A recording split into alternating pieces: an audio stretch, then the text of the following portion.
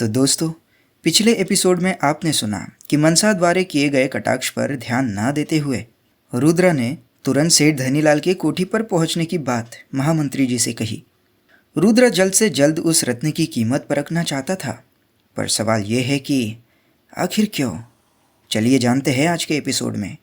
आप सुन रहे हैं कहानी आदि शक्ति का रहस्य, एपिसोड 51। धनीलाल की कोठी पर महामंत्री जी ने पहले ही संदेशा भिजवा दिया था, इसीलिए धनीलाल महामंत्री जी का स्वागत करने के लिए कोठी के बाहर ही खड़ा था। कुछ ही देर में एक शाही रथ उसके कोठी के सामने आकर खड़ा हुआ। धनीलाल तेजी से उस रथ की ओर बढ़ गया। उसने देखा महामंत्री जी के साथ एक बालक भी रथ से उतर रहा था। वो तेजी से उनके पास पहुंचा और उन दोनों का स्वागत करके कोठी के एक बड़े से कमरे में उन्हें ले आया। कमरे में आते ही एक दासी ने कुछ फल लाकर उनके सामने रख दिए और दूसरे दासी ने 4 चांदी के प्यालों में शरबत भरकर लाई और तीनों के हाथ में एक एक प्याला दे दिया। दासियों के जाने के बाद सेठ धनीलाल ने कहा, हाँ तो महामहिम, आप किस रत्न के बारे में पूछना चाहते हो? धनीलाल जी, मैं नहीं बल्कि उस रत्न का मालिक ये लड़का है। इसका नाम रुद्र है। रुद्र ने हाथ जोड़कर अभिवादन किया। फिर महामंत्री जी के संकेत पर वो पोटली बाहर निकाली और उसे धनीलाल के हाथ पर रख दी। धनीलाल ने रत्न को थैली में से बाहर निकाला। थोड़ी देर उसे अच्छे से निहारने के बाद वो बोला, हाँ तो इसके बारे में क्या जानना चाहते हो? सेठ जी, मैं इस रत्न की कीमत जानना चाहता हूँ, रुद्र ने कहा। रुद्र की बात सुनकर सेठ धनीलाल फिर एक बार उस रत्न को निहारने लगा और फिर कहने लगा, बेटा रुद्रा, तुम थोड़ी देर यहाँ बैठो। मैं और महामंत्री जी अंदर जाकर इस रत्न को जांच कर लाते हैं। इसके पश्चात ही मैं तुम्हें इसकी कीमत के बारे में बता पाऊंगा। इतना कहकर सेठ धनीलाल और महामंत्री जी अंदर की ओर चले गए। रुद्र वहीं बैठकर फल खाने लगा। अंदर सेठ धनीलाल महामंत्री जी से पूछ रहे थे, महामहिम, आप मुझे इस लड़के के बारे में कुछ बताइए। तुम रुद्रा के बारे में क्या जानना चाहते हो? महामंत्री जी बोले, क्योंकि वो सेठ धनीलाल के सामने रुद्रा की पहचान स्पष्ट नहीं करना चाहते थे। तभी सेठ धनीलाल बोल पड़ा, ये लड़का आखिर कौन है? कहाँ से आया है और इसकी कोई खास पहचान या इसके बारे में आश्चर्यजनक कोई बात? अब जबकि महामंत्री जी रुद्रा की वास्तविक पहचान उजागर नहीं करना चाहते थे, इसलिए उन्होंने कहा, धनीलाल, वो लड़का मेरे साथ आया है, फिर भी तुम उस पर शक कर रहे हो? इस पर सेठ धनीलाल ने कहा, नहीं महामहिम, मैं उस पर शक नहीं कर रहा, बल्कि उस रत्न का मूल्यांकन कर रहा हूँ। इस पर महामंत्री जी ने कहा, मैं कुछ समझा नहीं। तभी सेठ धनीलाल ने कहा, देखिए महामहिम, आप मुझे रुद्रा के बारे में बताइए, मैं आपको रत्न के बारे में बताता हूँ। महामंत्री जी को रुद्रा के बारे में सच सच कुछ भी नहीं बताना था, इसलिए वो बोले, देखो धनीलाल, रुद्रा राज परिवार से संबंध रखता है और तुम्हें एक बात मैं और बता दूं कि अभी आते आते उसने एक बुजुर्ग गरीब महिला को 1200 चांदी के सिक्के दान में दिए हैं। तभी तो मैं जानूं कि ये रत्न एकदम सही हाथ में है। महामंत्री जी की बात को काटकर धनीलाल बोले, महामहिम, ये वाकई एक बहुमूल्य अलौकिक रत्न है। मैंने अपने कार्यकाल में ऐसा रत्न पहले कभी नहीं देखा। ये श्रेष्ठ गुणवत्ता का है। सच कहूँ तो इस रत्न की कीमत तो ठीक ठीक मैं भी नहीं बता पाऊंगा, क्योंकि इसकी वास्तविक मूल्य का पता लगाना बेहद ही कठिन है। पर हाँ, इसके लिए मैं 10 लाख स्वर्ण मुद्राएं दे सकता हूँ, और अगर आपको इसमें हिस्सा चाहिए तो आप उतना कम करके उस लड़के को बता सकते हो। धनीलाल एक असल जौहरी था, इसलिए वो हर बात को पहले ही स्पष्ट कर देना चाहता था। धनीलाल की बात सुनकर महामंत्री जी बोले, नहीं धनीलाल, मुझे इसमें कोई हिस्सा नहीं चाहिए, इसलिए इस रत्न के मूल्य में 10 लाख स्वर्ण मुद्राएं तुम रुद्रा को बता सकते हो। फिर दोनों उस कमरे से बाहर आकर रुद्रा के पास आए। रुद्रा के पास आते ही धनीलाल कहने लगा, देखो बेटा रुद्रा, ये रत्न वाकई अलौकिक है। सच कहूँ तो मैं भी इसका मूल्यांकन नहीं कर पा रहा हूँ, पर इस रत्न के मैं तुम्हें 10 लाख सोने के सिक्के दे सकता हूँ, अगर तुम इसे मुझे बेचना चाहो तो। क्षण भर की भी देरी ना करते हुए रुद्रा झट से बोल पड़ा, ठीक है धनीलाल जी, आप वो 10 लाख सोने के सिक्के महामंत्री जी के पास दे दीजिए। पर बेटा, इतने सारे धन का तुम क्या करने वाले हो? महामंत्री जी ने पूछा। इस पर रुद्रा ने कहा, महामंत्री जी, मुझे एक घर चाहिए जो कोठीनुमा नहीं रहा तो भी चलेगा, पर वो बड़ा सा हो और ऐसा दिखे जैसे वो किसी अमीर परिवार का हो। रुद्रा की ये बात सुनकर सेठ धनीलाल बोल पड़े, बेटा रुद्रा, अगर तुम चाहो तो मेरे पास एक ऐसा घर है। उनकी ये बात सुनकर रुद्रा चहक कर बोला, सेठ जी, क्या वो घर मैं अभी देख सकता हूँ? क्यों नहीं? सेठ धनीलाल बोले। फिर रथ पर सवार होकर तीनों उस घर की तरफ निकल पड़े। कुछ ही पलों में वो उस मकान के सामने थे। वो एक 2 मंजिला सुंदर सा मकान था। उस मकान के आसपास छोटा सा बागीचा भी था। पहली ही नज़र में वो घर रुद्रा को पसंद आ गया। खुश होकर वो धनीलाल जी से पूछने लगा, सेठ जी, ये घर तो बहुत ही सुंदर है और मुझे पसंद भी आया है। मैं इस घर को खरीदना चाहूँगा, तो बताइए इस घर की आप क्या कीमत लोगे? महामंत्री जी सामने होने की वजह से सेठ धनीलाल रुद्रा को ठग नहीं सकता था, इसीलिए वो बोला, 1000 सोने के सिक्के। सेठ जी, समझो कि अब से ये घर मेरा हुआ। आप 99,000 सोने के सिक्के अभी मुझे दे दीजिए और बाकी बचे 9 लाख महामंत्री जी को दे दीजिएगा। इतना कहकर रुद्रा ने मकान की चाबी अपने पास कर ली। फिर तीनों वापस धनीलाल की कोठी पर आ गए। कोठी पर आते ही सेठ जी ने अपने मुंशी के हाथों 10 थैलियाँ तैयार किए, जिनमें से हर एक थैली में 10-10 हज़ार सोने के सिक्के थे और एक में 9,000। हालांकि रुद्रा सिक्कों को गिनना नहीं चाहता था, पर फिर भी वो एक थैली को उठाकर देखने लगा। बड़ी मुश्किल से वो उस थैली को उठा पाया था। तब पहली बार उसने ये जाना कि पैसों में ताकत ही नहीं बल्कि वज़न भी होता है। थैली को उठाते वक्त रुद्रा की हुई परेशानी को देखकर सेठ धनीलाल मजाकिया लहजे में कहने लगा, बेटा रुद्रा, रहने दो, ये तुम्हारे बस की बात नहीं। मेरे सेवक इन सारी थैलियों को उठाकर रथ में रख देंगे।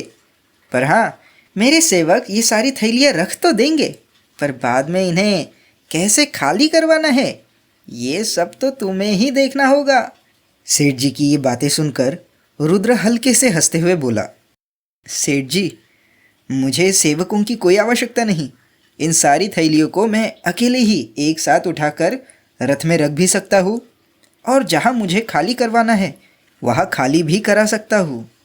एक क्षण के लिए तो सेठ जी को भी ये लगने लगा था कि रुद्रा सच बोल रहा है, पर फिर उसके शरीर की ओर देखकर वो समझ गए कि रुद्रा तो सिर्फ डींगे हाँक रहा है, क्योंकि वो जानते थे कि इन थैलियों का आकार भले ही छोटा है, पर 1000 सोने के सिक्कों का वज़न 100 किलो के बराबर होगा। वैसे देखा जाए तो एक सिक्के का वज़न 10 ग्राम होता है, इसलिए इन सारे 99,000 सिक्कों का वज़न 990 किलो होगा और इतना वज़न तो कोई पहलवान भी नहीं उठा पाएगा। फिर भी ये तो एक साधारण सा बालक है। ये सोचकर वो बोला, देखो बेटा, मैं मजाक नहीं कर रहा, क्योंकि ये थैली दिखने में छोटी है, पर इनमें से हर एक का वज़न 100-100 किलो के बराबर है और तुम्हारी शारीरिक बनावट को देखकर ये पता चलता है कि तुम एक थैली को भी बड़ी मुश्किल से उठा पाओगे, पर फिर भी बात कर रहे हो सारी थैलियाँ एक साथ उठाने की। वाह वाह। अच्छा तो सेठ जी, अगर मैं सारी थैलियाँ एक साथ उठा लूँ तो लगी शर्त? रुद्रा ने सीधा सवाल किया। तुम बोलो, तुम्हें जो चाहिए मैं दूंगा, पर हाँ, अगर हार गए तो क्या दोगे, ज़रा ये भी बता दो, सेठ जी ने कहा। इस पर रुद्रा कहने लगा, तो ठीक है सेठ जी, अगर मैं जीत गया तो आप 1000 सोने के सिक्के मुझे और देंगे, और अगर मैं हार गया तो इसमें से 9000 सिक्कों की थैली आपकी होगी। रुद्रा की ये शर्त सुनकर धनीलाल ने तुरंत हामी भर दी। वो जानते थे कि रुद्रा 990 किलो का वज़न एक साथ नहीं उठा पाएगा और ऐसे में 9000 सिक्के उन्हें वापस मिल जाएंगे। और ये सब महामंत्री जी के सामने होने की वजह से वो अपनी बात से मुकर भी नहीं पाएगा। ये बात सोचकर वो खुश हो गया ये स्थिति सेठ जी के लिए ऐसी थी मानो चित भी उनकी और पट भी उनका। पर ये तो समय ही बताएगा कि आखिर चित किसकी होती है और पट किसका। इतराते हुए स्वर में सेठ धनीलाल रुद्रा से बोले, हाँ तो बेटा रुद्रा, तुम किस तरह इन थैलियों को उठाना चाहोगे, ज़रा ये भी बता दो। इस पर रुद्रा ने कहा, सेठ जी आप एक बड़ा सा संदूक मंगवाइए और ये सारी थैलियाँ उसमें रखवा दीजिए, फिर उस संदूक को उठाकर मैं रथ में रख दूंगा। रुद्रा के कहे अनुसार सेठ जी ने सारा इंतज़ाम कर दिया। एक बड़े से संदूक में सारी थैलियाँ रखवा दी गई। फिर उस संदूक पर एक ताला लगा दिया गया और उसकी चाबी रुद्रा के हाथ पर रखते हुए सेठ जी बोले, लो बेटा रुद्रा, सारी तैयारी हो गई, अब ज़रा हमें भी अपनी शक्ति का परिचय दो। उस चाबी को अपने कमर में रखकर रुद्रा संदूक के करीब आया और उसे देखने लगा।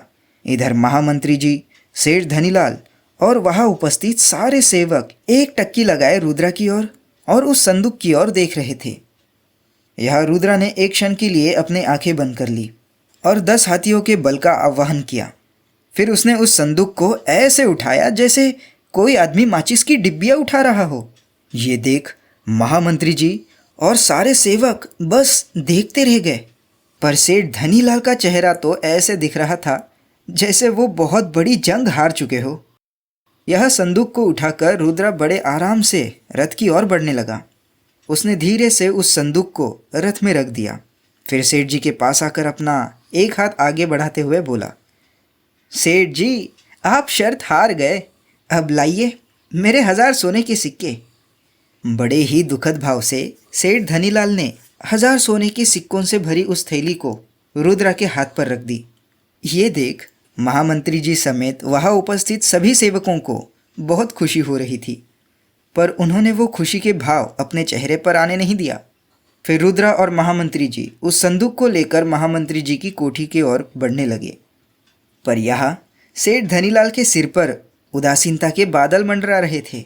वो अपने कोठी के द्वार के सीढ़ियों पर बैठकर एक ही बात सोचकर परेशान हुए जा रहे थे कि आज तक मैं लोगों को चूना लगाते आया हूँ, पर आज एक बालक मुझे ही चूना लगा कर गया। आखिर ये सब हुआ कैसे? इधर रथ में महामंत्री जी का चेहरा आश्चर्य से भरा था। वो एक टक्की लगाए रुद्रा की ओर देखे जा रहे थे। उनके चेहरे की ओर देखकर ऐसा लग रहा था मानो वो रुद्रा से ढेर सारे सवाल पूछना चाहते हो। रुद्रा उनका आशय भाप गया।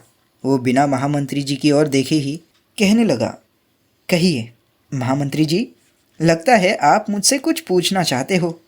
रुद्रा के इतना कहते ही महामंत्री जी झट से कहने लगे, रुद्रा, मैं तुम्हें ये नहीं पूछूंगा कि वो रत्न तुम्हें कहाँ से मिला, पर इतना अवश्य पूछूंगा कि अब घर भी तुमने ले लिया तो क्या तुम इस नागलोक में रहना चाहते हो?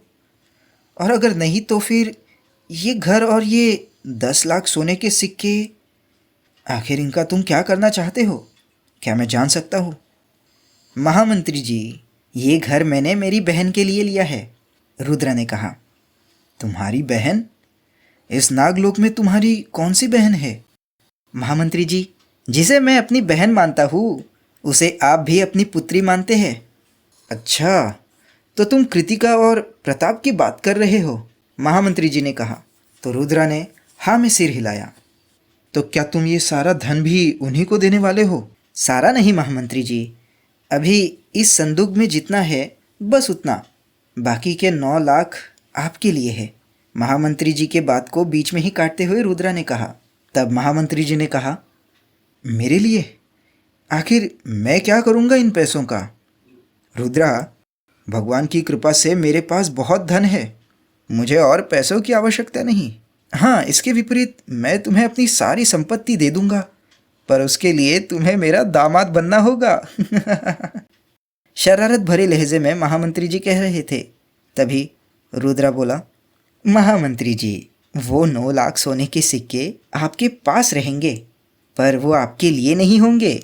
उन पैसों की मदद से आप अपनी सेना को बढ़ाएंगे, उनके लिए नए नए हथियार लेंगे, ताकि वो सेना इतनी ताकतवर हो जाए कि सेनापति जम्बुआरा की सेना को हरा सके। रुद्रा की तल्लक बुद्धि और दूरदृष्टि देख महामंत्री जी हैरान हो गए। एक दूसरे लोक से आया हुआ 16 साल का लड़का नागलोक और उसकी प्रजा के लिए इतना कुछ सोच रहा है और वो खुद उससे शरारत कर रहे हैं। ये सोच उन्हें शर्मिंदगी महसूस हुई। अब तक महामंत्री जी की कोठी आ गई थी। बगैर रथ से उतरे ही रुद्र ने कहा, महामंत्री जी, क्या मैं आपका ये रथ। महामंत्री जी फौरन रुद्रा की बात समझ गए। वो रुद्रा की बात को बीच में ही काटते हुए बोले, रुद्रा, तुम्हें जब तक इस रथ की आवश्यकता है तब तक तुम इसका उपयोग कर सकते हो। फिर महामंत्री जी को वहां उतार कर रुद्रा ने रथ को कृतिका के घर की ओर बढ़ा दिया।